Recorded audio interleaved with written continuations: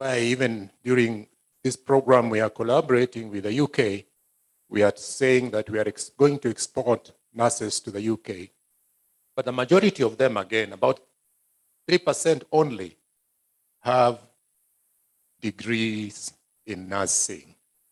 There is also inequitable distribution of the doctors across the county, across the country, with most of them in urban centers.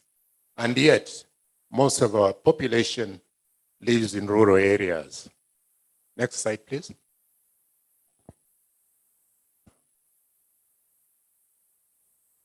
Now, let's look at the case for cancer. As of 2019, we had 16 radiation oncologists, 10 medical physicists, 35 oncology nurses, 27 therapy radiologists, 3 nuclear medicine physicists. And you're talking about 6 private, 3 public cancer centers in the country. If you look at the numbers, the personnel to manage this, and then we are talking about 10 new cancer centers across the country. We are doing poorly as far as human resource capital is concerned. Next slide, please. Hence, we said, how do we address this concern? We said we need a center of excellence for education and training in a rural setting so that you can move some of these from our urban centers. And actually, it was the president's own directive that this now should be dispersed to rural settings. Now, we are talking about this center at Nyonsia, which is about 15 kilometers from Kisii town, in a parcel of land, 70-acre piece of land owned by the university. And it's going to have a College of Health Sciences with 6 schools: School of Medicine, Dentistry, Pharmacy, Nursing, Public Health and Tropical Medicine, and then laboratory services. The second item it's going to have is, could we move on, please? A teaching and referral hospital.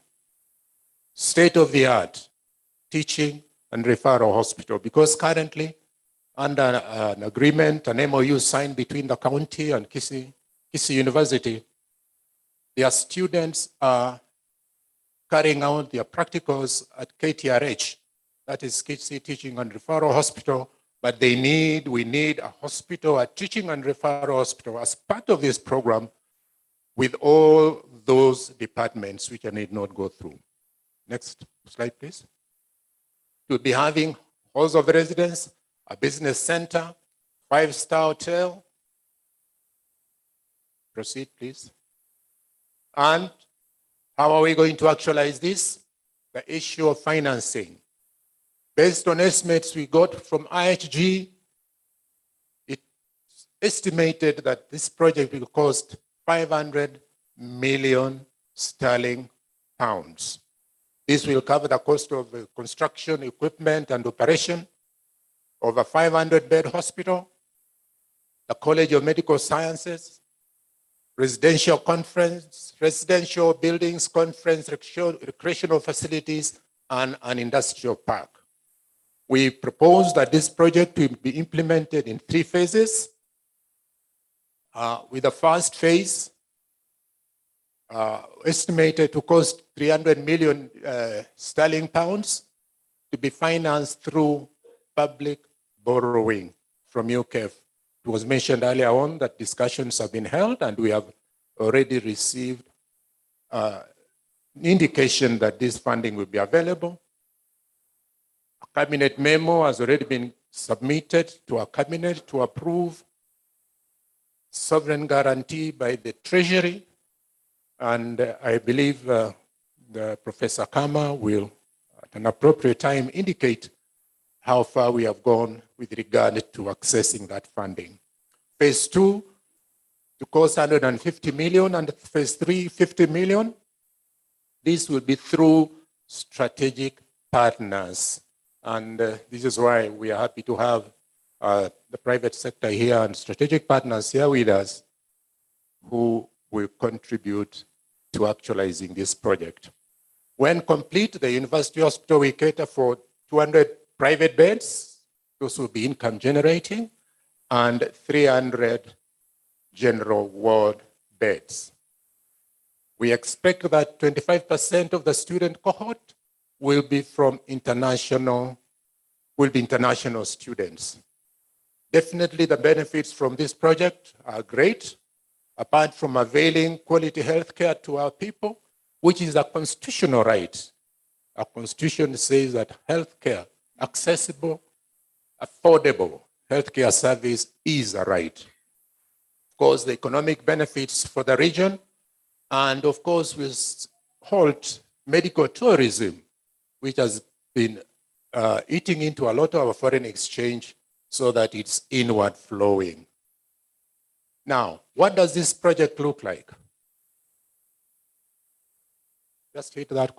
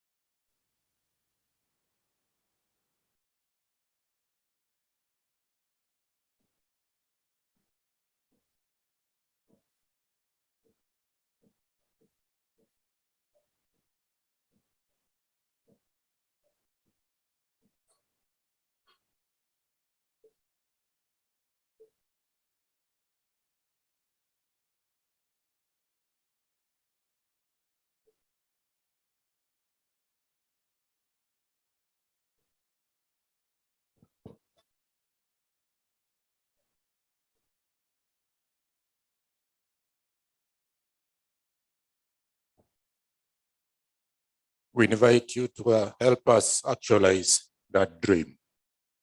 Thank you.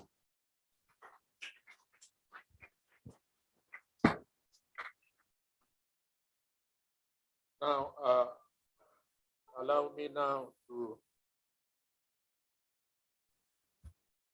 carry out another function that has been assigned to me, and that is to read the statement from our governor. Hello, supposed to be here. And just like a colleague from the Lake Region Economic Bloc indicated, there's a lot of politics going on in Kenya right now. I'm sure you're all aware. And there is a big function taking place in one of our counties where all the governors from the region have gone. And that's why I could not be here. I'm not going to read all the names that he indicated in his salutations, because some of these names are individuals whose shoelaces I'm not worthy to untie. So I'll just start from distinguished ladies and gentlemen. I am going to change the good morning to good afternoon. It gives me great pleasure to address this gathering here today. I wish to welcome you all to Kisii County. I trust that our guests had a safe trip from Nairobi and that you had a restful night. I'm sorry I could not meet with you in Nairobi during the Kuka Summit, although I intended and I traveled to Nairobi. But while on my way to the venue, I was summoned for an urgent political meeting and could not attend, but I trust that you had a successful summit. For me, this is a journey that started in 2019 when, as chair of the Human Resource Committee at the Council of Governors and as chair of the health pillar within the Lake Region Economic Bloc, I reached out to the diaspora for support in strengthening the healthcare system within the country, since healthcare was a devolved function. I traveled to the UK at the invitation of Health Education England. The young man from our county, Mr. John Guto, arranged meetings with various UK partners, including the Kenya High Commission to the UK, Lord Nijo Crisp Global Health, House of Lords, Right Honorable Jeremy Lefroy, MP, Chair of Party Parliamentary Group of Malaria and Neglected Diseases, Vice Chancellor, University of Manchester, Health Education England, National Health Service England, UK Investment and Trade, British Journal, International Hospital Group, Sir Roger King, the Nurses Now program, among others. During our discussions, I came to learn that many countries are benefiting from UK support by having formed alliances with UK institutions. And since Kenya had none, we're not receiving such support.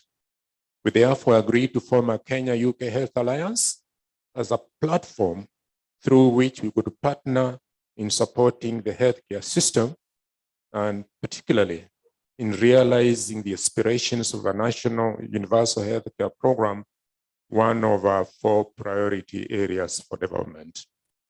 These discussions led to the signing of various MOUs between our 2 countries, including the signing of the Kenya-UK Health Alliance, whose first annual summit was held in Nairobi this week. I want to thank the members of the technical committee that we set up, both from the UK and here in Kenya, for having worked together tirelessly to actualize the signing of COCA in March 2021 and for hosting this event here today. Drawing from the collective experience of the devolved health services in Northwest UK, 4 priority areas were selected, among them developing a center of excellence for health education and training at Kisii University, whose intent was to train a resilient, multi-professional healthcare workforce capable of dealing with the rising tide of non-communicable diseases in Kenya and the East and Central African region, based on modern educational and pedagogical approaches. Kisii will be the hub, supporting the universities of Egerton, Maseno, and Masinde Muliro as spokes. The direct and indirect benefits for Kenya and the UK will be through new opportunities in health, education, training, research, trade, and cultural exchanges between the 2 countries. It is envisaged that this healthcare alliance will further strengthen the friendly and time-tested relationships that exist between our 2 countries in areas outside health, such as trade, defense, and culture.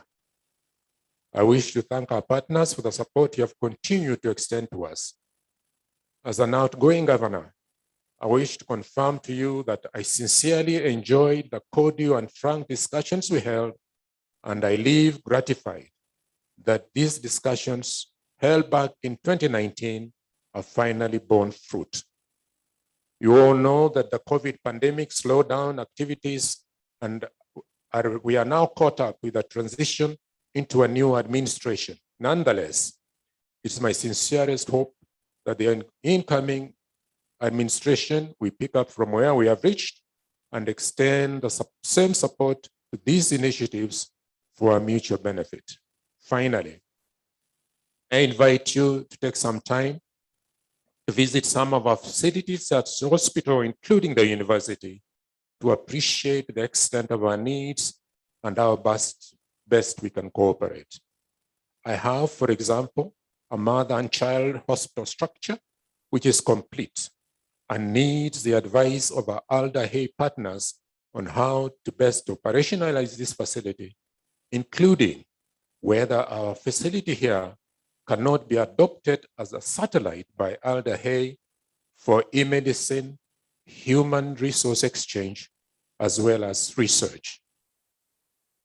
How about considering equipping the mother and child hospital? I was impressed to learn that Alder Hey Children's Hospital was inspired and designed by children. What better way to create a facility that meets the needs of its beneficiaries?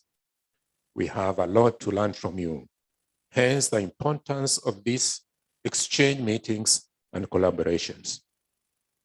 We have put together a strong team of professionals from the participating 4 county governments and the 4 universities to work with you so that you can chart for us the way forward at the end of your 2 deliberations in Kisii.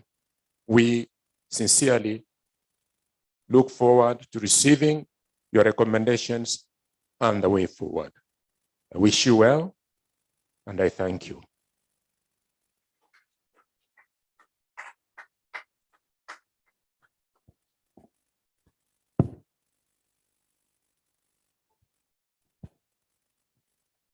Thank you, Dr. Onchari Kenani, the economic advisor to the governor. Our next speaker will be Mariana Maraka from the Ministry of Education to read the speech of the Permanent Secretary, Principal Secretary in charge of State Department of University Education. As she comes, we request that we shall approach them for funding to support the MOU between the 4 universities that we signed. That is Kisii, Maseno, Masinde Muliro, and Egerton. We did sign an MOU in Kisumu. We did sign an MOU with the University of Manchester, where we start faculty and student exchange, and also aiding in the licensing of programs. So we are going to approach the ministry, Mariana, sorry. Then we shall request that, just like it was done for the cancer centers in KU, we shall ask that maybe seed money to be given to so that His Excellency can lay a foundation stone at Nyosia before he leaves office. Others, please take over. Thank you.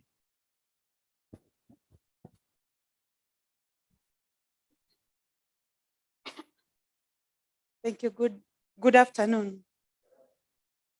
Due to unavoidable circumstances, the PS is not in attendance. I will therefore read the speech on his behalf.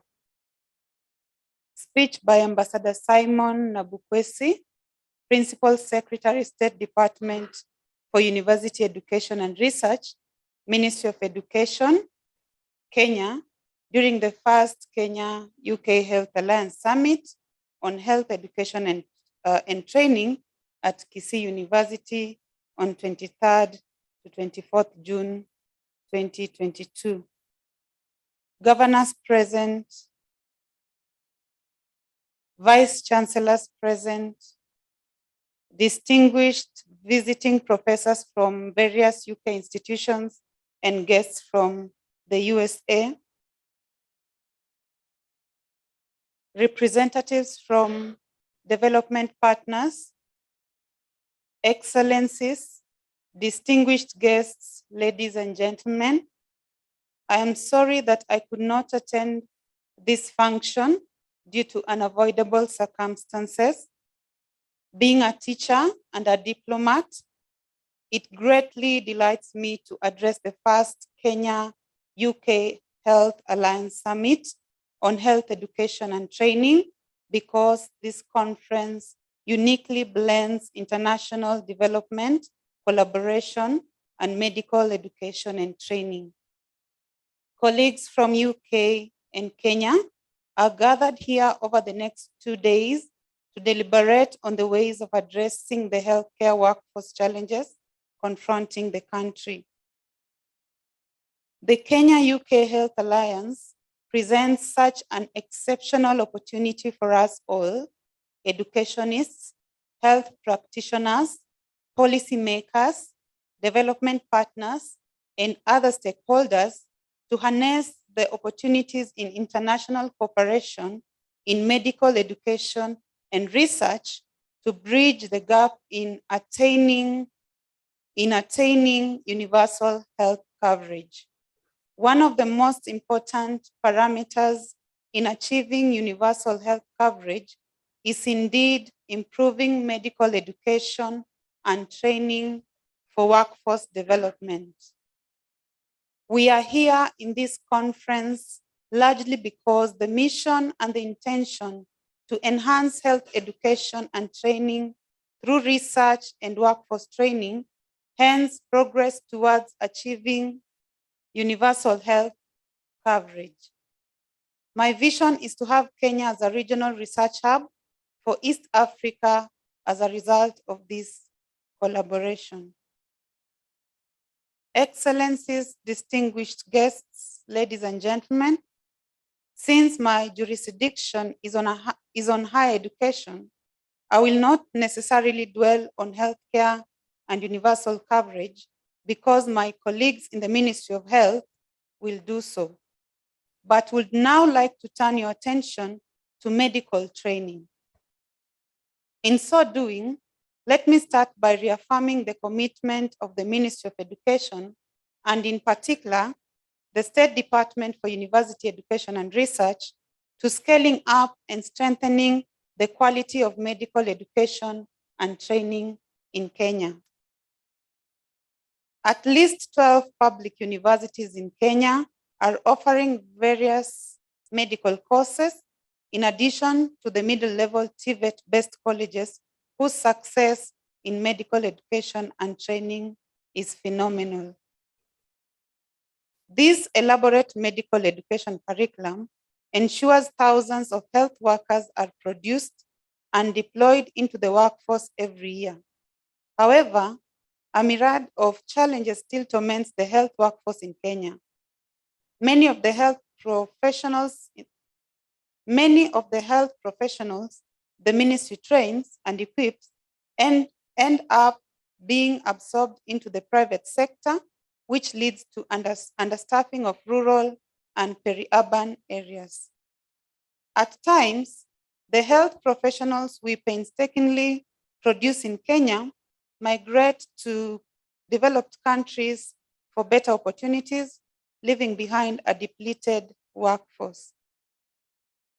However, the health workforce can only contribute meaningfully to the improvement of health outcomes and to the attainment of universal health coverage if health workers are competent enough to deliver quality services.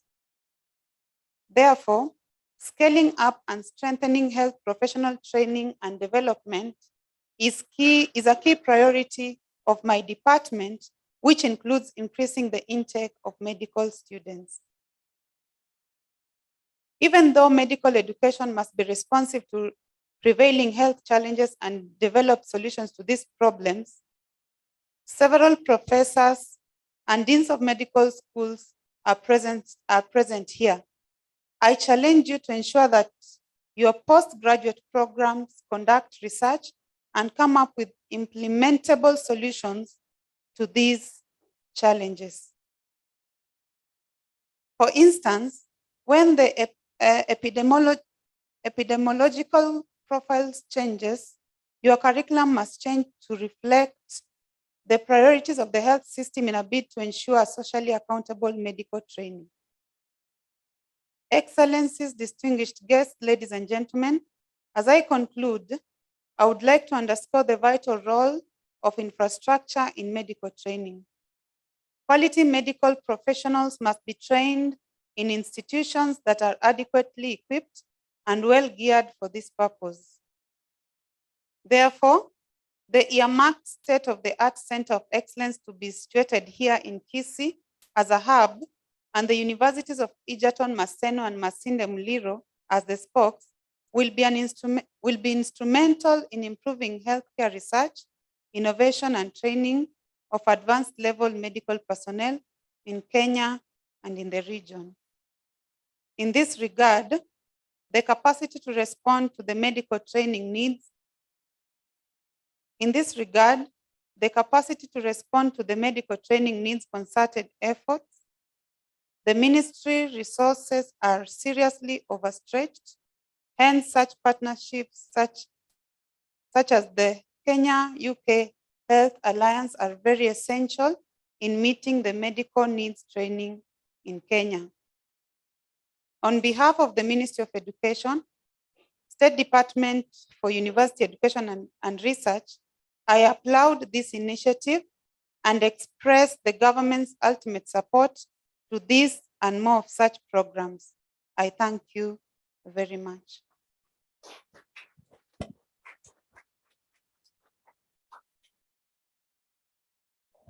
Thank you, Mariana. We'll have a slight change in the program. We'll not break for lunch. We've just had tea anyway. Yeah, so we'll continue a bit because of time. The next, and also a slight change in the program presentation. I want the team from Staffordshire University, I request the Staffordshire team to come and do their presentation. Yeah.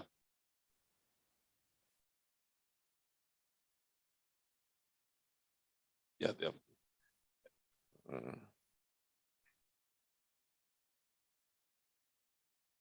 Welcome, Joe, and maybe you can introduce Tim Davis as they're loading your slides. Thank you. Thank you very much, Dr. Raymond. Good afternoon, everybody. Can I say it's an absolute pleasure to be here talking to you today. My name is Joe Natalello. I'm a lecturer in patient safety and simulation at Staffordshire University in the UK. And my colleague, Tim Davis, if you'd like. Thank you very much. I will let Joe do the majority of the talking. He is better looking than I am, to be fair. So that's the main reason that he is the spokesman. My name is Tim Davis. I'm head of department for midwifery and allied health at Staffordshire University. So I oversee midwives, paramedics, and operating department practice, and work very closely with colleagues in nursing, psychology, biomedical science as well. It's an absolute pleasure to be here. Thank you so much for inviting us. We're particularly looking forward to spending some time at the hospital and the university campus tomorrow and getting to know many of you in a more informal environment as well. But Joe is going to spend some time talking through some of the experiences that we've had in our training of multiple different professions throughout our healthcare provision. So I will pass back over to Joe, but very happy to chat to any of you over the course of this afternoon. Thank you. Thank you very much, Tim. So just whilst I'm waiting for my slides to load, I'll just talk a little bit about the history of simulation development at Staffordshire University and the Centre for Health Innovation. Simulation is by no means a new concept. In fact, the first mannequin that was used for simulation was in fact used in about 1979, I believe. So we've been doing simulation for a long time. And it's safe to say that as technology has developed, so has its use within simulation. And but I don't think, and I want to stress this, that the two are codependent in any way. And hopefully, as I progress through my slides, that will become abundantly clear. So as I said, we're based at the Centre for Health Innovation, which is a brand new state-of-the-art simulation centre. That's not where our journey in simulation started, as I said. We've been doing simulation for approximately 5 years now, I would say. We started our journey in quite a siloed way. We had pockets of lecturers and academics that were particularly interested in simulation. And this wasn't sort of standardized or built in to any kind of curriculum planning, which presented a bit of a problem for us in that we wanted all of our students to have access to simulation-based education, because what we found is that it is excellent at bridging that theory to practice gap. It's also excellent at replicating systems and areas of practice that you may find and encounter. So at Stafford University, the majority of our learners that get to experience the Centre for Health Innovation are paramedic students there with an operating department practice, nursing, and within nursing, that is adult, mental health, and child nursing, midwifery.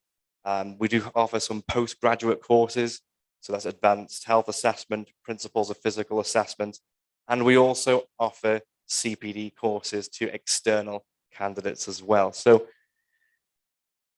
I'll just talk a little bit about the Centre for Health Innovation. I was actually part of the project team that helped with the designing and the implementation and the project management of the project in pretty much its entirety. So that's anything from picking the color of the walls to the technology that's going to be installed within it, and actually what the rooms are going to be used for. It was very clear that we wanted the Centre for Health Innovation, or CHI, as I'll now refer to it, to be a real hive, a real kind of area where our students could assemble, exchange ideas, and of course engage with simulation-based experiences. So it was quite clear that we wanted an area where we could enter this CHI building. So the brand new atrium, which linked two buildings together, was created and designed, and that builds in the coffee shop, the library, and then of course your journey into the simulation center. Within the CHI, there is a large outdoor ambulance bay, and on the canopy of that bay, there are cameras so we can observe and record all of the activities that take place outside of it. But we can also replicate outdoor areas inside, because we have a large indoor immersive space. Now, if you imagine a room probably about 20 by 20 meters or something like that, perhaps 15. And on the walls, you can project any kind of environment that you can possibly think of. We have lifelike clinical simulation ward areas. We were quite certain that we wanted these areas to be flexible, so that one day it could be a ward, it could be an emergency department, it could be a theatre or delivery room. The key here is flexibility. The initial project CAD plans for the building incorporated dedicated debriefing spaces, which were going to be filled with seating. But this was pre-COVID, and we thought, actually, this is a really good opportunity to do something a bit more creative with the space. So we just added more lab areas, because the thing is, you can debrief anywhere. You can remove yourself from the Centre for Health Innovation and go anywhere and debrief. In fact, I think it's probably preferable. And then, of course, there's a control room. So there's a lot of technology that is installed in the CHI.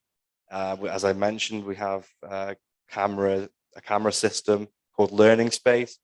This allows us to record and observe all of the activities that take place in all of the areas within the CHI. The power of that is that we can synchronously or asynchronously broadcast any activity that takes place, and that's at any distance.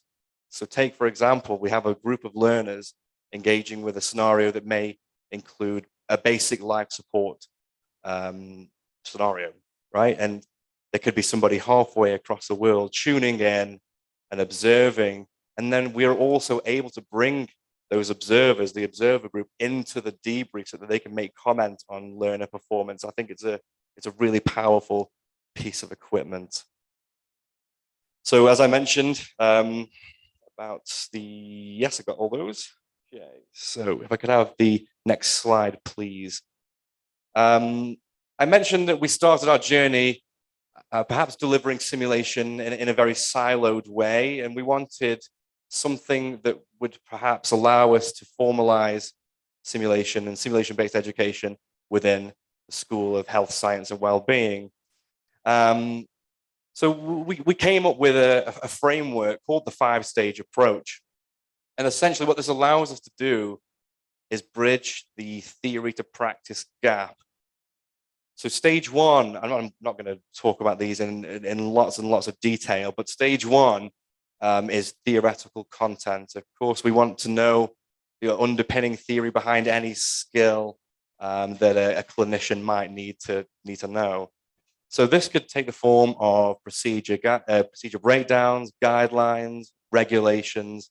We also have a bank of custom videos of demonstrations on various skills and things like that, okay? So stage two is comprised of facilitated skills sessions. So this is an opportunity for our learners to repeatedly practice a specific skill. Take, for example, cannulation. We'll give them a task trainer. It might look like an arm. They can make repeated attempts of cannulating that task trainer until they have the muscle memory down, they're familiar with the equipment, and they are doing it safely, which is obviously vitally important. Once the student or the learner is confident in being able to perform that particular skill, we'll start introducing the concept of simulation to them. And this is where we move into stage three, where there are lightly facilitated scenarios where the student will have to perform a specific skill, but this time they're taking a much more holistic approach. And this is really vital because patients aren't just an inanimate arm that you put a cannula into. They have emotions, they have feelings, they have concerns. They need to provide consent and understand the procedure that you're going to be doing. So it quickly transforms into a run through of a few bullet points or a few steps of inserting a cannula to having a full-blown conversation with a patient. Now, in stage three, as I mentioned, we lightly facilitate this. So if we see that our learners are perhaps not quite performing as we would want them to or would expect them to, the facilitator will perhaps intervene and redirect them onto the correct path.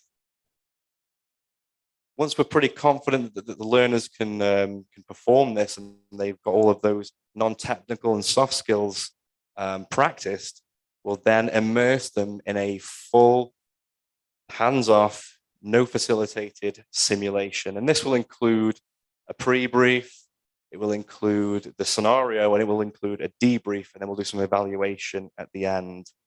The key here is that the simulation is unfacilitated, so that during the debrief, which is arguably the most important part of any simulation, we can talk about the student performance and they're able to self-identify where they perhaps went, where they performed well or where they performed not so well. And this is really key. And of course, stage 5, when we've attempted to bridge that theory to practice gap, we send our students into clinical placement where they can consolidate and apply all of their learning. I can have the next slide, please. Excuse me.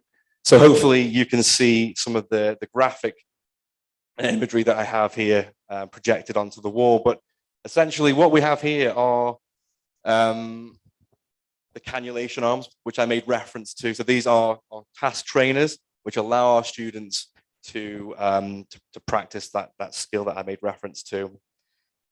We have some of our nursing students in one of our clinical simulation environments attending to a pediatric patient. We have some airway management task training. And we also have here, and now this is particularly interesting because in this image on the bottom right, stage left, we have a paramedic performing CPR, but we also have an ODP student and we have 2 adult nursing students. So we're really focusing on interprofessional education and skills and simulation training. Why might that be? Well, because teams are often not homogeneous. They are comprised of multidisciplinary professionals that all need to know how to talk to one another. Why not address that in training and education from the very start, so that they are able to communicate effectively when they go out into practice? If I could have the next slide, please.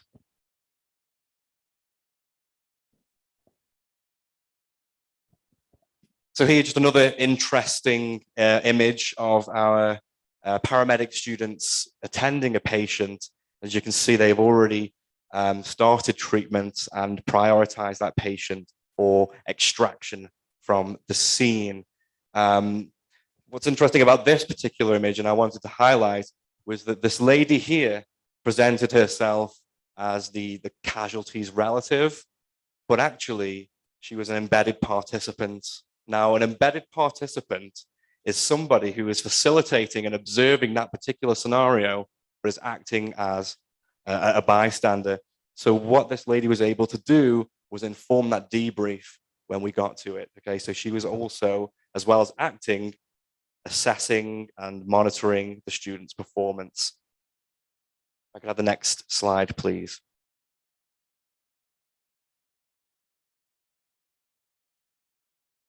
Okay, so this is an image from a large-scale simulation that we put on last year, the theme of which was a marauding firearms attack, actually. And what we have is our paramedic students delivering an S-bar handover to our nursing students in an emergency department. They are accompanied by advanced clinical practitioners and A&E consultants that are post-registered. So these are practicing clinicians playing their role within a simulation and then informing the debrief afterwards. So our learners are getting really vital feedback and debriefing points from experienced clinical staff. And this is really, really powerful. If I could have the next slide, please. Okay, so I wanted to talk about technology just a little bit. Again, I'll stress that it's my belief that simulation is not a technology, it's a technique, but technology does help.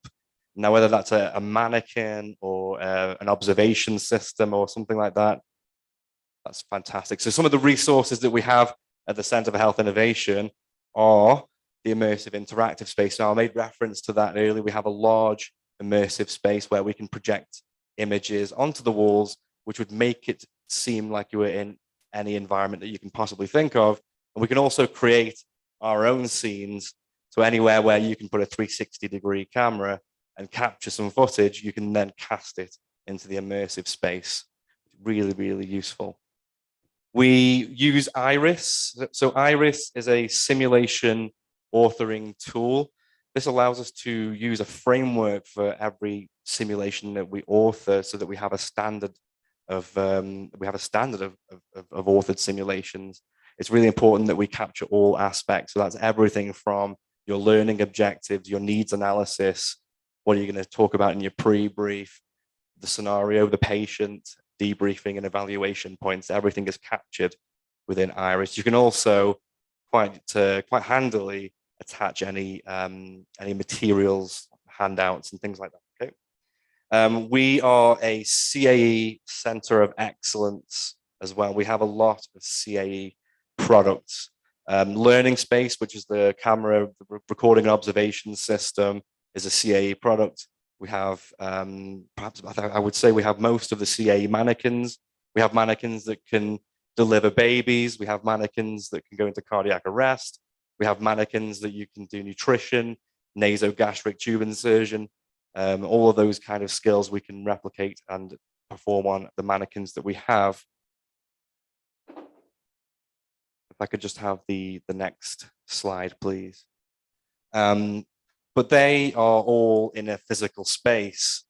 We also have the capability to run simulation virtually through a product that is also made by CAE, coincidentally. It's called CAE Maestro Evolve. What CAE Maestro Evolve allows us to do is bring our learners into a lobby.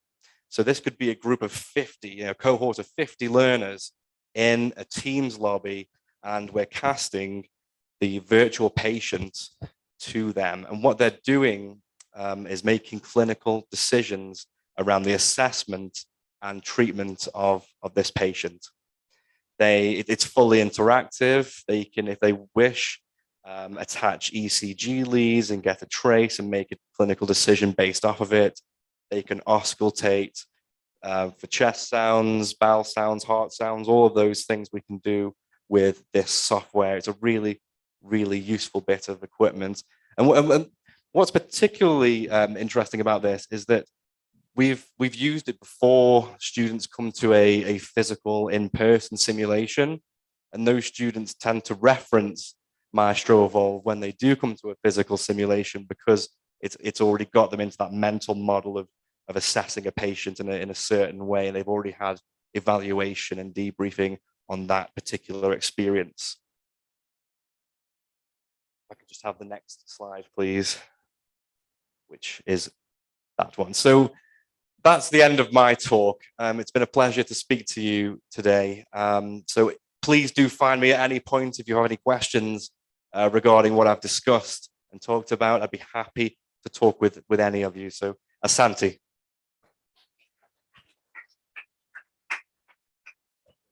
Thank you, John.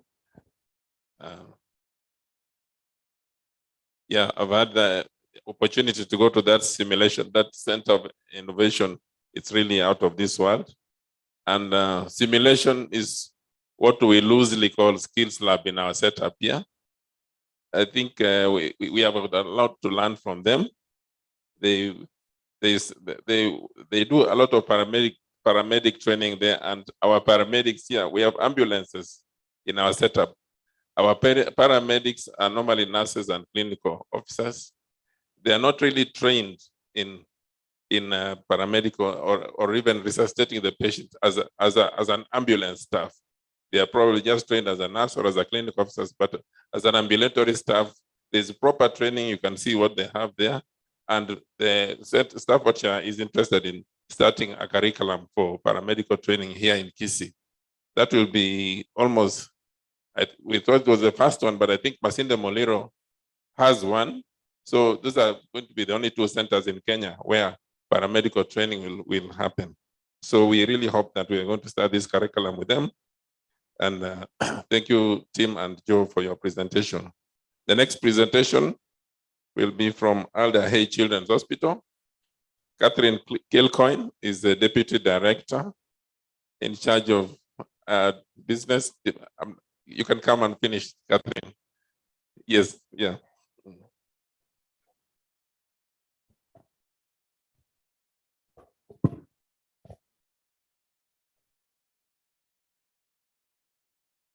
Hello, good to see you all here today, and what a fantastic turnout. There's so many people who've come along to speak with us today. In the first point, I must thank the Kenyan UK Alliance, the Ministry of Health, and the University of Kisii for giving me the invitation to come along and meet with you all. I just want to also say, we had a great pleasure of hosting His Excellency Dr. Barty, Dr. Rogers, as part of a group of Kenyan representatives to come to Alder Hay back in April. So it's nice to see you again. So next slide, please. Next slide, please. Going to work. What I want to do is really just give you a brief overview of Alder Hay Hospital. And some of the capabilities we have and some of the different departments I think might be helpful within a partnership with Kenya.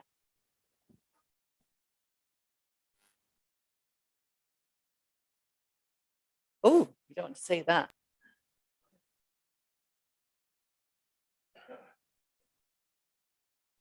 Okay. So basically Alder Hay Hospital is over 100 years old.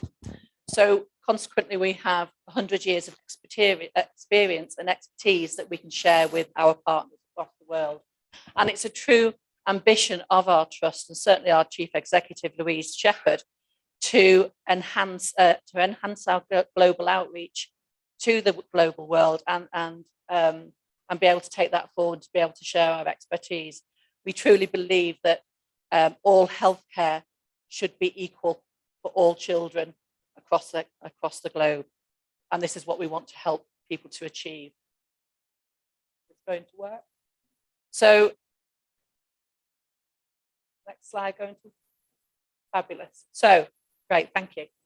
So, Old Hay itself, we're ranked in the top 10 of the world's top leading paediatric hospitals globally. We're one of the busiest hospitals in Europe for paediatric care. And one of the things about that is, of course, we deal with tertiary care, we deal with primary care, and we deal with acute care. So we're not just a specialised hospital. We see every disease, every problem that comes through the door. So we have a wide experience of each and every disease unit. We've got a state-of-the-art hospital. This year, we have a fantastic digital department who were accredited with a level 7 HIMSS, which is one of only 2 hospitals in Europe at this stage who have actually been accredited with that level of digital advancement. We have 56 different specialities across the hospital. We have a fantastic innovation centre and research centre, which I'll go into a little bit more. And we are a centre for excellence for cancer, cardiac, neuro, muscular dystrophy, and congenital I'll let you read it, and then there's obesity and lupus, just to name a few. Okay, next slide, please. You could add, yeah. So what I said is we've got a fantastic campus. It cost £350 million to build. It's still being built. We're working our way around this. So we're known as the hospital in the park. Originally, the area over here was where our old hospital was. We demolished that and we used the park. So the local council allowed us to use that park with the agreement that we would build a hospital and then we would put the park back there with the children, and we would put other useful units in there. So there's going to be some shops in there, there's going to be some housing, affordable housing for both staff and for local residents. We've got a dedicated education academy, at the Academy of Old Hay, and as I say, I'm here. We've got the International Business Development Unit. So my responsibility is to come out and speak to people both internationally and in the UK to look at partnerships and how we can actually all work together. And we believe we've got as much to learn from you as you have from us. And we've had numerous conversations over the last 2 days while we've all been here, how that works and how we can benefit from it both, how we both can benefit from it. Okay, next slide, please. So our innovation centre. The Innovation Centre was built purely for innovation. We had the funding and we had the commitment from the Board of Directors and the Chief Executive to have our own in-house innovation centre. So what we do there, it's an incubator for solving problems and clinical problems that we find on the wards. We have clinical directors who are still clinically working, who work within innovation, and we work with a lot of clinical and SMEs, small businesses, who can use our facilities to be able to test their products, to talk to us, and we can get their help into adapting that technology. One of the things we do is we staff to come forward and tell us what problems they're having on their units. That way we can try and help solve needed. And one of the successes around that was recently through the COVID is our speech and language therapists were telling us they couldn't actually do their job with the children because the children couldn't see their mouths because of having to wear a mask.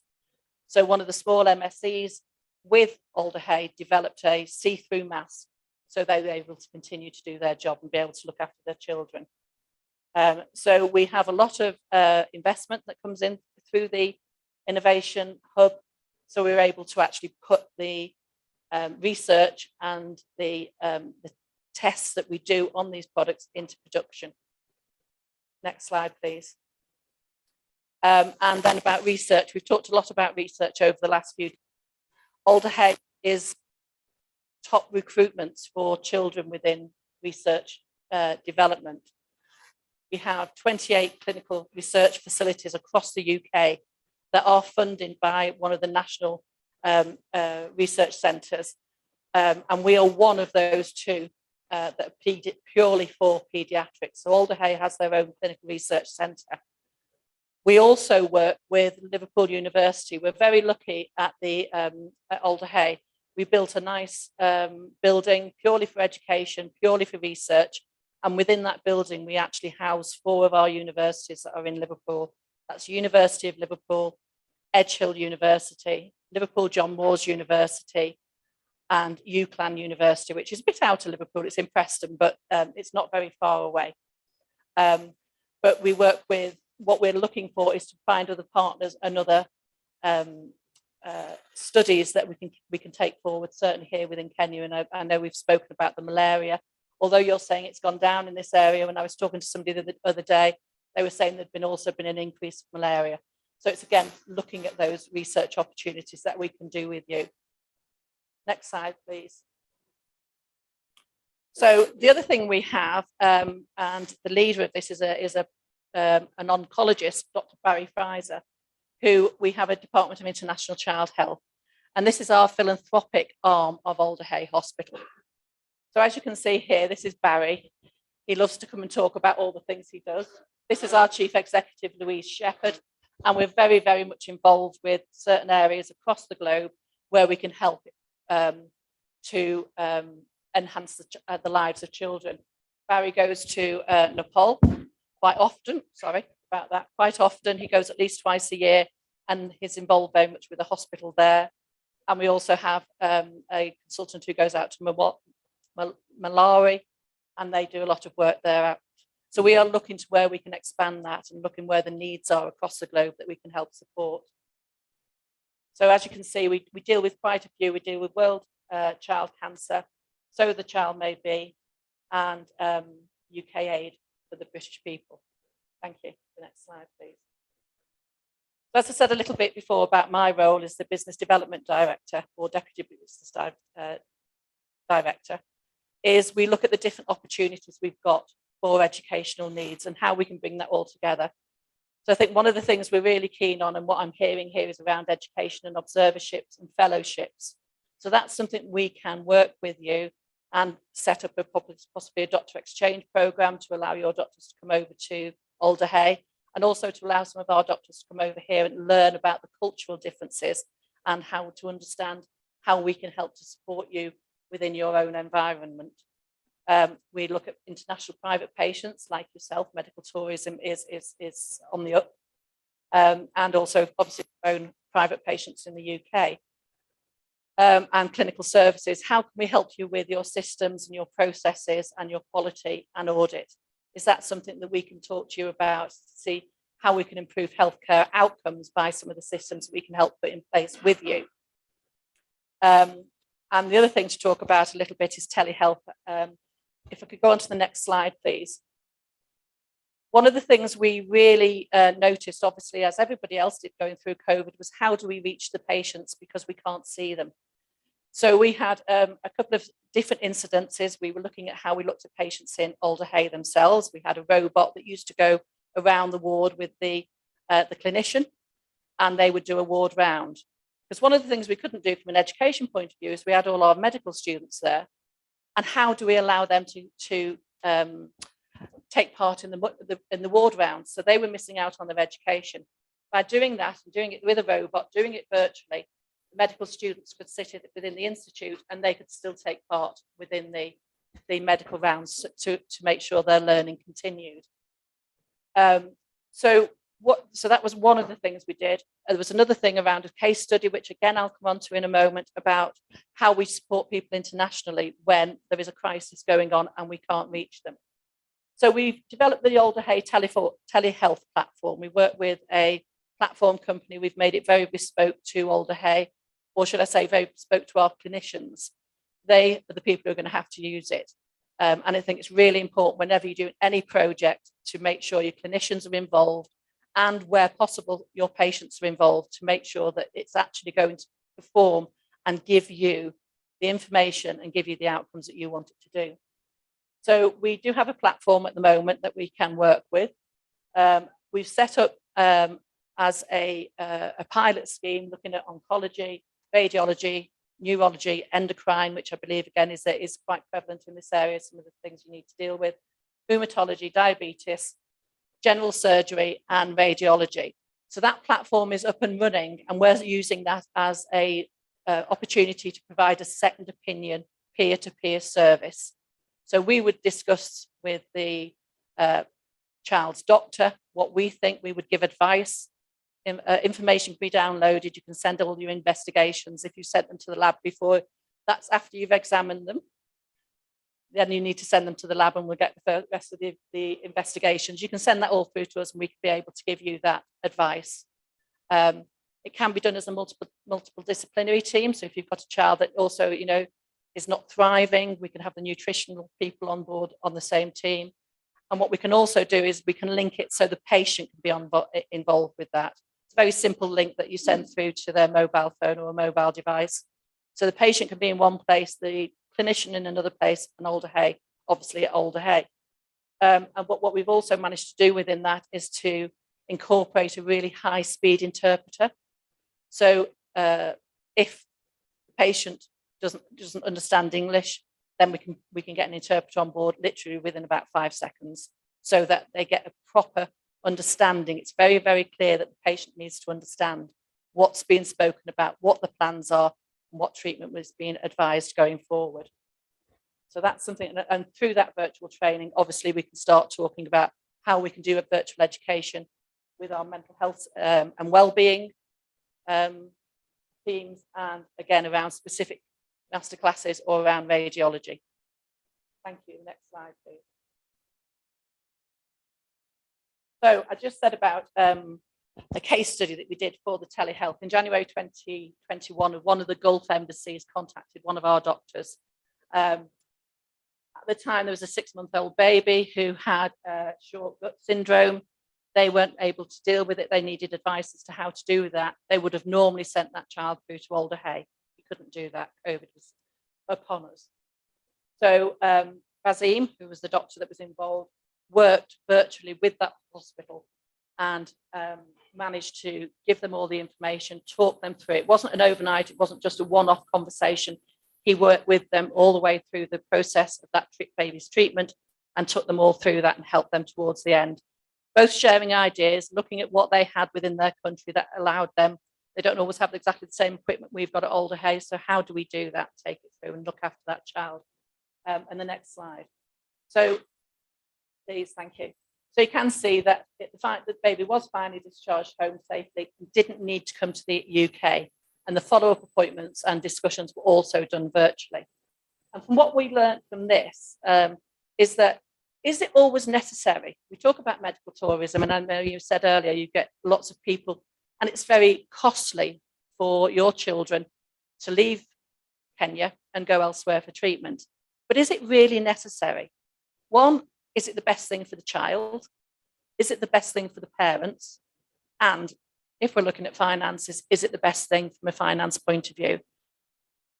What I'm hearing, and I've spoken with some of your doctors certainly in the last few days and prior to and at the visit at Alder Hey, you've got such experience, you've got such knowledge and experts here in country, in your own home team. Why can't we replicate this going forward and allow the child to stay within its own environment where it's comfortable, where it understands what's happening, and let us work then with you as a team to support that child to get well and to be properly treated through a virtual platform. And let's not be moving the child. Obviously, there's always going to be that time when it is complex and the child needs to be moved out of its own country or out of its own environment. But I think what we learned very strongly from this study that we did and this experience we had is let's look at how we manage children going forward with our partners globally. So if I could just have the next slide, please. So that's something I'm very keen to discuss with you. I was very pleased to hear His Excellency talk about Alder Hey and the fantastic hospital that we have built in Liverpool. It's a fantastic place. It was built by children, with children in mind. Obviously, we had a design team. We needed the adults. We have to bring them in now and again to tell us and draw the pictures, but we ask the children what we do. So we do have a steering group with the parents, with the children, and we say, okay, what do you want a hospital to look like? Well, we want to be able to play out. Well, you're not always being able to play out because you're poorly. We're in the park, so why can't we go into the park? Well, when you're well enough, you can go in the park. But what do we do in the meantime?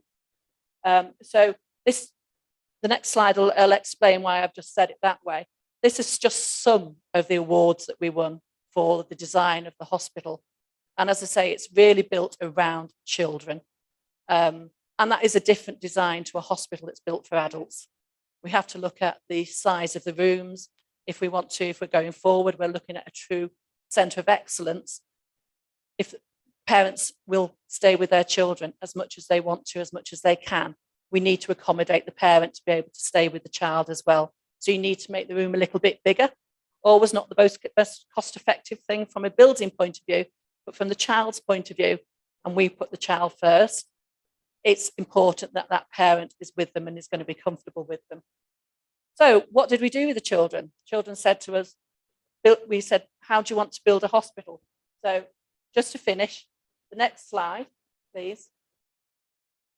So we couldn't let them go out in the park until they're well enough to go out in the park. So at the end, there's 3 arms to Alder Hey Hospital, and all the wards go towards the end of the arm. So they all have, every ward has an outside play area like this. So instead of having a play area indoors, when the weather's good, the children can actually still go outside and into a fresh air environment. And that, the other thing I want to point out is treehouse. The kids said to us, we want a treehouse. So we gave them a treehouse. So in the middle of our atrium, there is the treehouse that the children said they wanted, and they can use that. This is a whole great big atrium that's very open space. We have lots of toys and different things in there. We have birds, not real birds, obviously, but birds flying overhead. And we even have our dog that comes in now and again and sits in the atrium, Bonnie, and she comes and the kids come and play with the dog, and they all know her and they all love her. But yes, so a hospital built with children, for children, and with a tree house. Thank you. If you've any further questions, please come and talk to me later.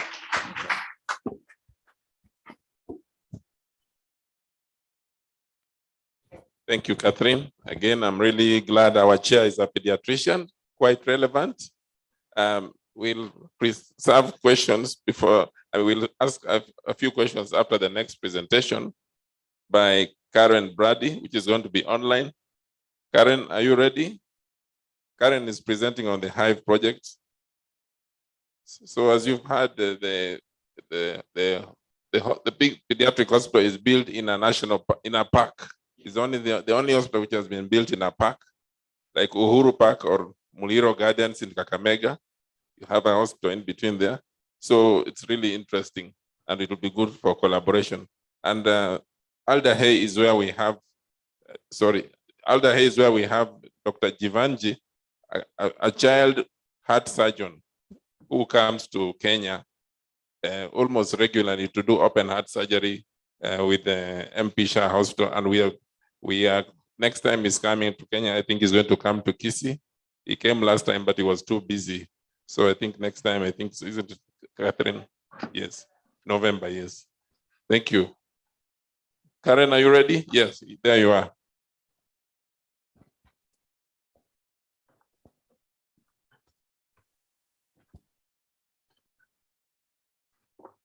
I hope everyone can see that okay.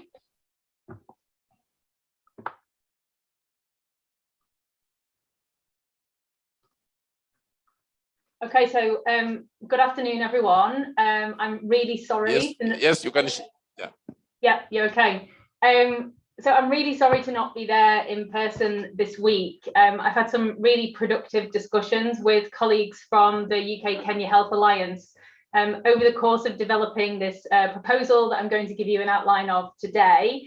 But thanks so much for the opportunity to speak, and thanks for bringing up my presentation. I've got a big interview this afternoon, so thank you. I appreciate the opportunity to just present a little bit earlier. So I want to talk to you about the Hive project that LSTM piloted over the last couple of years. And many of you, I'm sure, will already be familiar with the Liverpool School of Tropical Medicine. the first institution of its kind in the world. So we are looking forward to celebrating our 125th anniversary next year in 2023. And there's a whole program of activity that's planned around that. And we are particularly excited if we are able to get this project underway, that Hive might be a big part of that celebration. And the project came about because LSTM is very much powered by its international partnerships. So we rely very much on working in more than 70 countries and with hundreds of different partners in those countries to really create a quite significant shared impact across a whole spectrum of research and health systems and clinical interventions. There's a range of different diseases that we work on. We also have application in the UK, and there's a lot of learning that we learn from working in low and middle income countries that we then bring back and can apply in a UK or a Western European context as well. So this is all about kind of sharing knowledge, and I know knowledge exchange was one of the key points of the meeting. So hopefully this will address in part some of that and around the innovation piece. So the idea for Hive came about really through a discussion with a number of colleagues around where philanthropic money to LSTM as a charity, as part of a campaign for our anniversary, might be best directed. And some of our colleagues who are permanently based in Zimbabwe and Kenya held a workshop, which we chaired from the team here in Liverpool. And one of the suggestions was that there are so many individuals that our team work with and come across through our partnerships or through academic institutions who have really brilliant and quite original ideas for research, but struggle to either access funding or to access the mentoring that we pretty much take for granted in a UK postgraduate context. And so the idea of a summer school, sort of a skills boot camp, summer school was suggested, but we didn't feel that that was scalable and again would skew towards individuals that would be able to spend time in Liverpool. And that's really fundamentally against the principles of how we work. And so the idea of Hive as a virtual sort of ideas incubator for science was developed. So Hive obviously stands for health innovation in a virtual environment. And the model for Hive, as we developed it for the pilots, was that we would look for individuals who had really fantastic ideas, and we would try and identify those through the networks that we had built ourselves, but also through partnership and reaching out into new sort of networks and markets. And to identify individuals with brilliant new ideas for health, we would enroll them into a program, which was a curriculum program. So you can see the structure of that roughly along the bottom. So the modules included things like business planning, the implementation of established innovation techniques and concepts like the business model canvas and conceptualization, visualization, prototyping, etc. And then right the way through to being able to think through the development of a solid business plan or a grant proposal. And that was the important thing for us, was that we did 2 tracks of this. One was targeted at individuals who had ideas for research and were wanting to pursue research grants. And the other was targeted towards people who had business ideas and were looking for funding for a business plan. But the key part of Hive is that, you know, it's essentially an online community. So what we also did was we matched each of those individuals with mentors, and we also built around them sort of virtual teams of experts. And those experts were multidisciplinary and largely international. And that was really to ensure that we could challenge an idea right from the outset as the idea is seeded, to try to anticipate what any of the barriers to scale or market might be and overcome those from the point of creating the business project.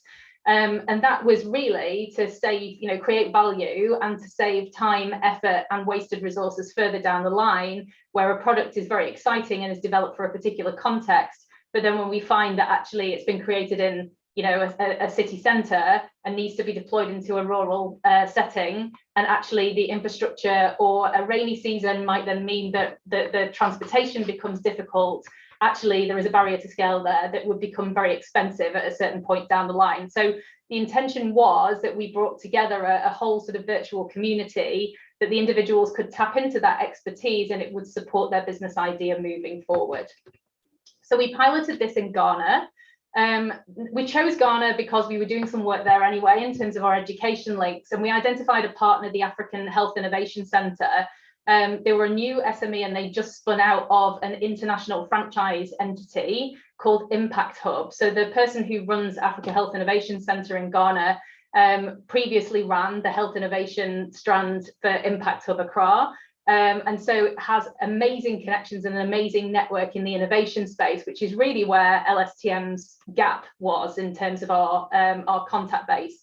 And they are also well established as a partner and delivering workshops in some of the hospitals. So they were able to get us access to some of the key decision makers at hospitals.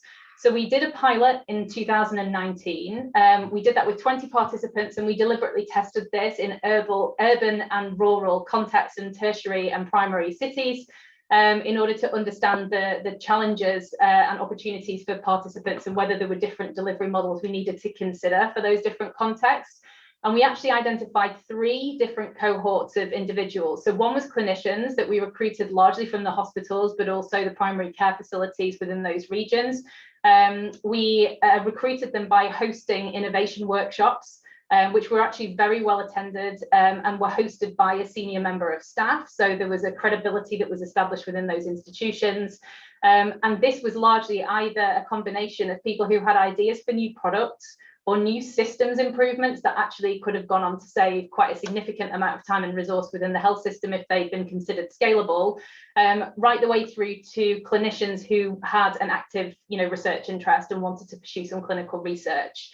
Academic researchers from partner universities across Ghana, and again, that was tapping into LSTM's existing partnerships that have been long-standing in the regions, but also AHIC had some good connections there. And then the health entrepreneurs, which was a completely new space for us, but AHIC had a sort of foothold there. And that was a really interesting group of people, generally a younger age profile with a younger age profile with a polished product. So they were more advanced in terms of the time, the development for their particular idea, but actually needed some support, and we're really looking for kind of funding or funding avenues or advice in how to reach funding. So their motivations for this were quite different, and we learned quite a lot from that. So our teams there were really highly engaged. We had quite a tough curriculum for them. So that was delivered over 4 months as the pilot. The original project was developed to deliver that over 6 months, and I would say that's probably best because the project development can be done simultaneously alongside that. But it was quite a tough call alongside a very busy work schedule for some of these people who are actually quite senior to be able to also undertake some quite serious curriculum. But we had 2 different tracks. But the tracks were mutually available to each different cohort. So whilst we recommended that were compulsory completions that needed to be done depending on whether you were an entrepreneur or an academic, actually what we found was that there was lots of access in terms of the mutual resources that were available. So there was lots of cross-learning opportunities. And I'd say the key thing that we really learned from this was that some of the individuals that came into Hive with brilliant ideas thought that they were coming with a research proposal, but actually with probably about 1/3 of the research proposals that we worked with, there was latent IP that had commercialization potential, and that was unrecognized. And so for us, I think the exciting thing that we found with this pilot was that Hive had enabled us to tap into a latent seam of entrepreneurialism that actually would not have been recognized without going through this program. So what we were able to do was create some bespoke support for those individuals and ensure that we actually had some business advisors that were able to help them at least understand a route to scale and the point at which commercialization and IP might need to be considered should their research project actually evidence what it is that they were trying to show. So I've met a couple of times now with colleagues from Kenya, and we're really excited to have considered what a program like this might look like. So there are some similarities, but also some key differences in the brief that we've been discussing at the moment. So absolutely, this is about sustainability, training, creating new innovations. So there's a social and an economic benefit that could potentially be yielded from this program if it's scaled. Developing the future health and science workforce, new innovations for health addressing challenges in Kenya. And this is specifically also relating to being able to support the local in-country manufacture of products, devices, etc. for health, rather than relying on importing, which I know is a key challenge at the moment.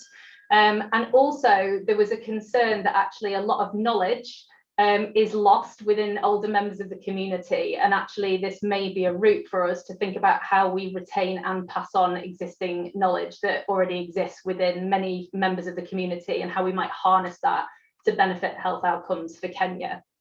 So there are similarities in how we would suggest delivering the model. So, you know, absolutely things like delivering a core curriculum, thinking about matching individuals with mentors and teams of experts is the way that we would always suggest that we run Hive. But there are considerations that we would propose some thinking is needed in terms of the project as we want to deliver it. So one of the big differences is obviously with Ghana, we were piloting this as a concept just to see actually if our idea was going to work.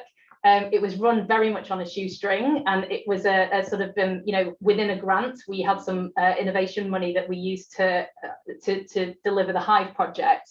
What we're wanting to do for Kenya is to think about this as a medium to long-term initiative that is not reliant on LSTM and AHIC to deliver it each time. So we want to ensure that this is embedded within the UK Kenya Health Alliance and led by one of the teams at Kisii University, that we would think about initially piloting in a couple of regions and then moving to scale. And obviously the Alliance creates a really great infrastructure to do that, and an opportunity for sharing best practice across the regions. And in thinking about that, we then need to build in a train the trainer program. So the first year or first 2 years of the program would be quite hands-on for LSTM and AHIC, but that we would structure the program not just around a delivery model, but more around supporting you to deliver the model. And then we would do some very robust evaluation at the end of it that would then help to provide some learning outcomes for the future. And what we've done is structure this initially around a 3-year program. So that's notionally, you know, 3 months prep time, 6 months of a cohort running through Hive, and then 3 months evaluation time. By year 3, we might be confident that actually we could deliver this in a 4-month program or a 3-month program rather than 6, or even overlap 2 cohorts. So we're saying it's a minimum of 3 cohorts, but in principle, it's 1 cohort per year with a sort of, you know, 3 months either side prep and evaluation phase.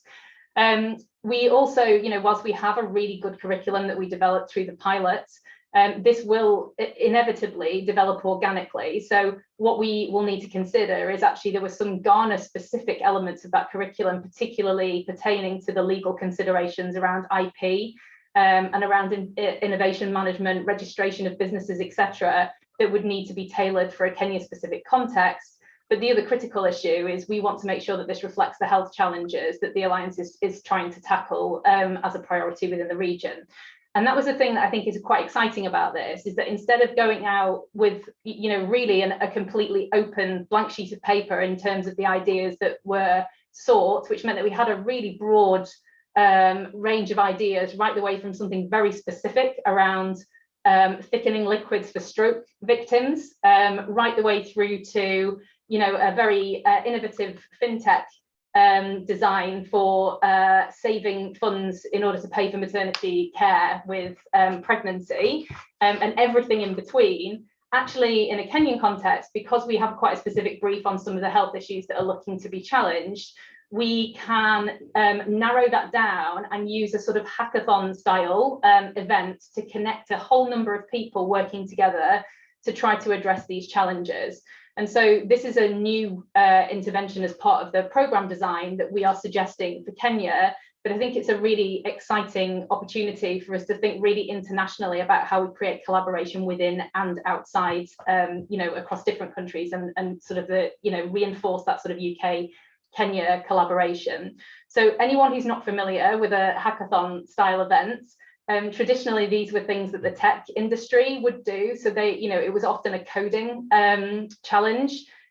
Universities often hosted them. So you would lock a load of students and a lot of pizza in a room for a 24-hour period and give them a challenge, and they would work in teams to try to address that challenge. Obviously, we're thinking a slightly more sophisticated model, but we would do this virtually and have some virtual workshops where we broke people out into teams and they were, you know, asked to address a particular challenge. And we think that from that, we might yield some potential Hive applicants who have new ideas under these different headings. So that would mean that we could run a Hive challenge that was around a particular health issue in year 1 and a different one in year 2 and year 3, or we could frame 3 different health issues and we run different cohorts in each year to see what sort of response we get. And I think there's a degree of flexibility there that we can be led by you as to how you would see that working. And then this is my final slide. So just to give you a sense of the program structure that we have started to talk about, the planning and pre-prep, I think, would take quite a bit of time to just make sure that we get this right. And we obviously want to ensure that we're consulting with a number of partners.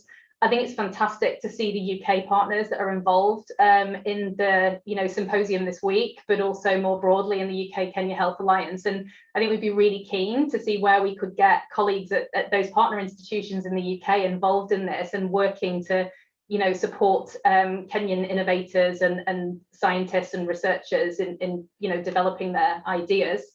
So that's a really exciting opportunity for us to sort of get into this ready-made network essentially, and then see where Hive can enhance that rather than starting from scratch. But we've got a bit of work to do, I think, to sketch that out. And then the delivery is really in 3 phases. So there's the sort of recruitment phase, and then the online curriculum and the mentoring idea refinement is notionally 3 months each, but actually there's a good crossover period. And doing the curriculum first without actually doing any business development around an idea helps us to weed out any early, individuals where they might just think the program's not for them before we start to engage mentors, because it's really important that actually this is a program that feels very valuable to the participants themselves, in them coming out with a polished, ready to go business proposition or a grant proposal. But what we're also looking for is the re-engagement of mentors each year. So we're looking to build loyalty and growth within the Hive community of mentors. And so it's really important that we make sure that their time is well spent in working with the individuals. And then I've already mentioned the sort of monitoring, evaluation and scale. One of the things we did in Ghana was a graduation ceremony. There were no caps and gowns, but actually it was a really nice event to mark the closure of Hive. We gave out prizes. The participants were able to present on their ideas to each other. And actually they themselves have now built a really good supportive network that has continued outside the sort of core program. So there's an opportunity here to think about this as a very organic community of best practice that will be truly international and multidisciplinary. And hopefully, we will see these individuals being able to come up with many more new ideas without relying on coming through the Hive program, but the ability to apply what they've learned and be successful in their own right, either as entrepreneurs or researchers. We are working with the UK Kenya Health Alliance to look for some funding for this. So this program will need to be costed, and we're still working up the budget, but notionally it's about 180,000 to run for 3 years based on the proposal that we've put together. So the next phase for us is to jointly look for some funding for this and start to pin down some of the core elements of the program. So I'm going to stop there, and I guess any questions would be very welcome. Thank you so much, Karen. Can we appreciate her? And we are so glad for that wonderful presentation. And we are excited that the next project on Hive will be in Kenya, and in particular Kisii. So we count ourselves privileged. Now, from the look of things, from your body language, it's like we are really getting tired, and I would like us to have an interaction for 2 to 3 minutes in form of question or reaction to the wonderful presentations we have had from Stanfordshire University on the Simulation Center. We have also had wonderful presentation on Adler Hay Children's Hospital with children for children, quite exciting. Then the last one that we have had on Hive, kindly, anybody with a burning reaction, so that after we do that, we will allow ourselves to break for lunch, and we shall just follow the same way the order we used as we went for our break tea, that we'll have the first rows here, get out quickly, fast, then we will follow, the rest of us will remain seated, then we will go have our lunch, then we shall have to come. Then we come back for the final presentations. Yes, I can see a hand from Professor from Health Sciences from Masinde Mulira. Then we have the Chair of Council. Any other? So can we have those reactions in that order? Professor, then the Chair of Council. Thank you.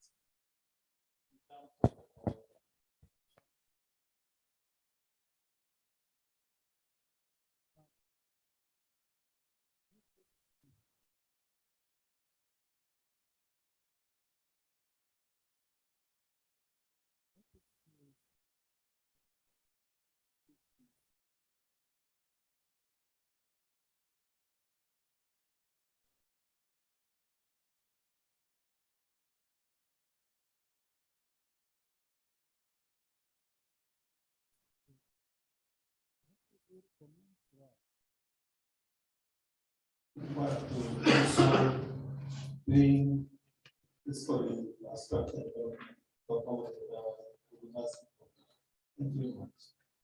So I think that Dr. Kokonya's questions be answered, and then Madam Chair will. Thank you. And yes, absolutely. So I know we've had conversations earlier about some of the courses that you do. Masinde University would be very open to conversations about how we could collaborate around simulation, both in terms of specific courses, but also around how we can support staff and develop staff in that teaching practice. So it's something that you could take and embed within your programs. And I would suggest that we have that conversation around what that looks like for you at your university, and we can go from there. Very happy.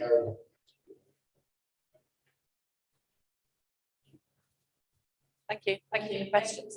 Yes, £300 million is a lot of money, and it was only on paediatric hospital spent. Yes, we have the general hospital there now, and we also have a mental health inpatient facility that's been built there. We've had one of the first purpose-built bereavement centres built on site as well. So that, because unfortunately something we have to deal with. And in the past it's been tiny little, a cupboard or a room somewhere where we're going to talk with parents and talk them through this to help them support them. We've had a fantastic sensibility around that now. We also are looking. We're also looking at expanding any other community projects, being able to support them as well. So although we do a lot of mental health work within the community, we also need to make sure that we've got enough buildings to be able to house that service side. Yes, it has felt purely on that side. Regarding sustainability and around how we are going to keep that going, I think that's what I understood by the question, is obviously we are supported by the NHS and the funding that comes from the NHS and the government.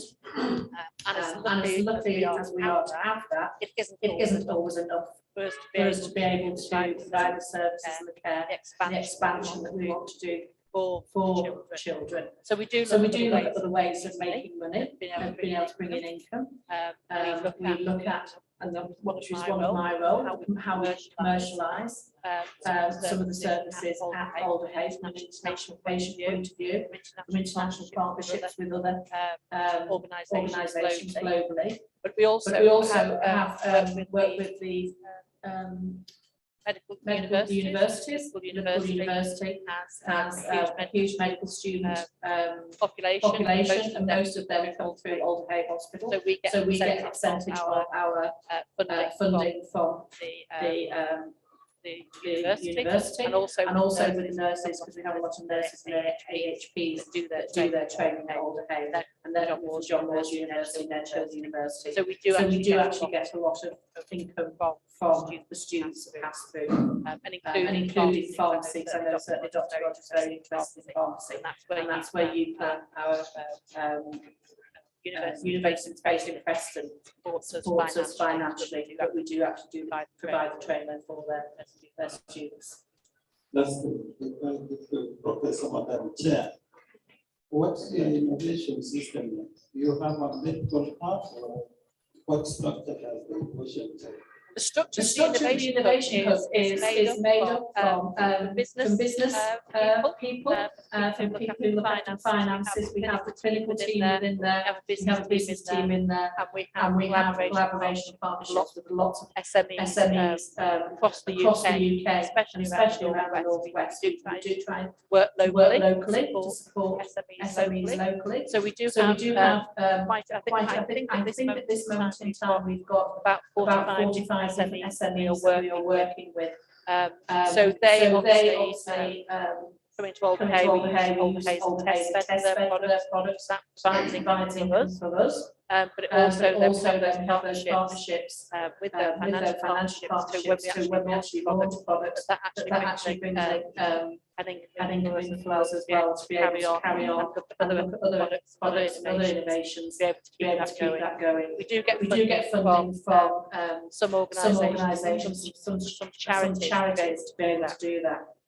Across the board, people luckily want to help children and they want to find innovation. And it's not some of the innovative products that we're working on will actually work both across the adult sector and paediatric sector.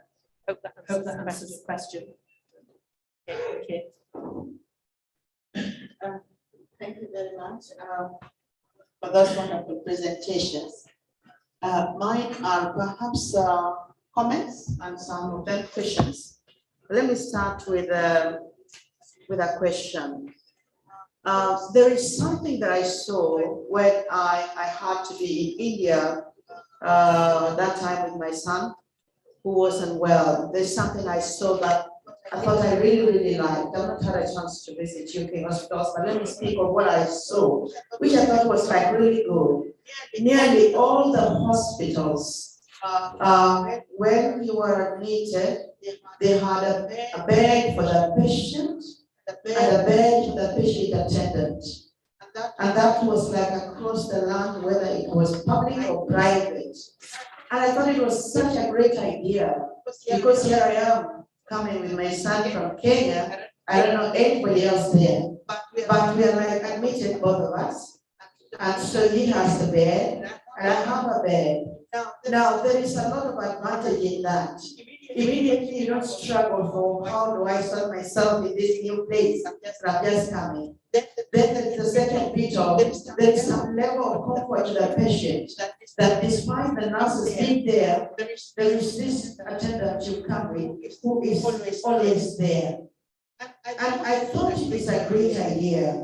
Maybe something that can be done. It's not there in this country, to the best of my knowledge. I start advising, you know why. But it is such a good thing. And just the attendant therefore becomes like part of the patient management. When something goes wrong, she can also go to call the nurses. The bed is being run 1,000 times and there's no response, as I know happens in our country. Something that we might consider. A room in kind of thing that admits the patient and admits the patient attendant. And not because we are thinking of this hospital as being not just helpful for Kenya. We are thinking We are talking about the East African region. Think about those people becoming from Tanzania, Rwanda, whatever, to come here. Such a concept, indeed, is not there now in this country. You might be one addition. Number two, I want to talk about the representative of the governor for Kisii County mentioned something from the governor's speech. He said, how about a consideration of using like an hospital building to add one? Is it possible that we could use part of existing hospital, like Kisii County Hospital? There is already a maternal newborn child hospital that I know I had a part to play in the building while I worked for CDC. So there is a hospital already there. So if we are not able to fit in everything in the new farm complex that's coming, is that a consideration that can be made, that you can just equip very well a section of an existing hospital, and this becomes the extension, especially where we're talking about now this hub and the spokes in the other counties? Is it a consideration where we don't have money to build everything the way we want? Can we work with some of the institutions that are there to improve them, to equip them, to train the workers, and to push the human resources? I just thought of it like that. Finally, the issue of skills lab, I think there's a way, the 5-stage approach.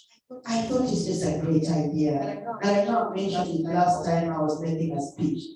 When I learned in medical school, I missed that opportunity. We did not have that 5-stage approach. So you just came from class and you landed on the patient. And there I was with my needle, trying to approach my patient the first time with my hands shaking all over. And the patient said, no, are you a trainee or something? As in you're going direct from class to the patient. How about we duplicate that? That it will be in this complex you're building, but we can also cascade this to the hubs that we are talking about. Putting in some elements of this approach so that the student is moved gradually from classroom through the simulations and the skills lab eventually to the patient. Thank you. If I could just make a comment on one of those points that you said, and I too have been in the same situation. My clinical background is a nurse. In my day, we did have a simulation either. I was like, oh my God,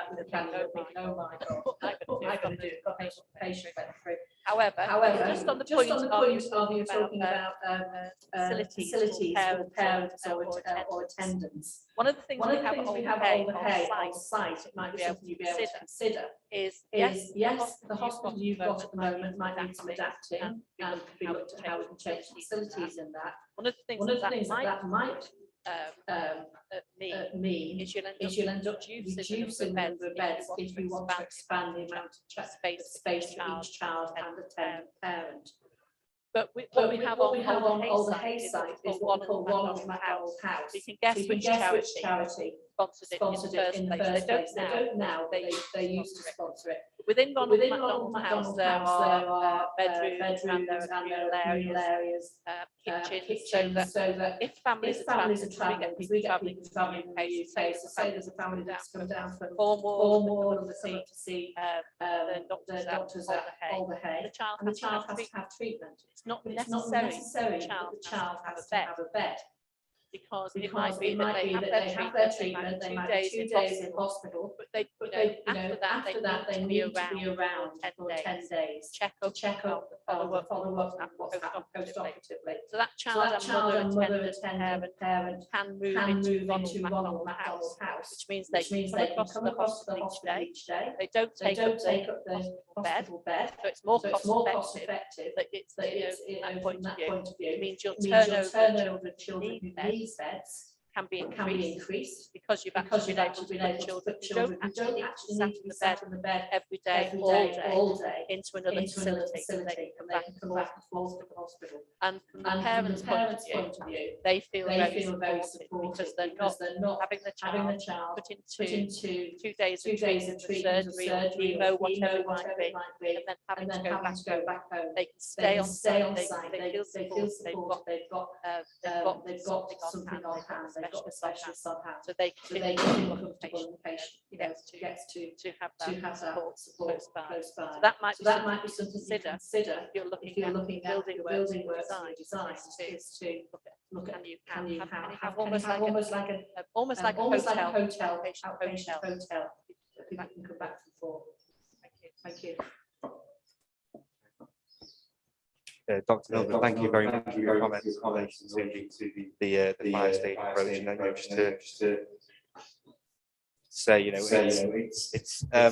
it's about bridging that theory to practice gap, as I mentioned in my talk. And what that does is it allows our learners and any learner in health education to more confident and more confident. And when they do finally approach a patient, it's also confidence in their ability to perform that specific activity. And I think that's really important for reassuring our patients.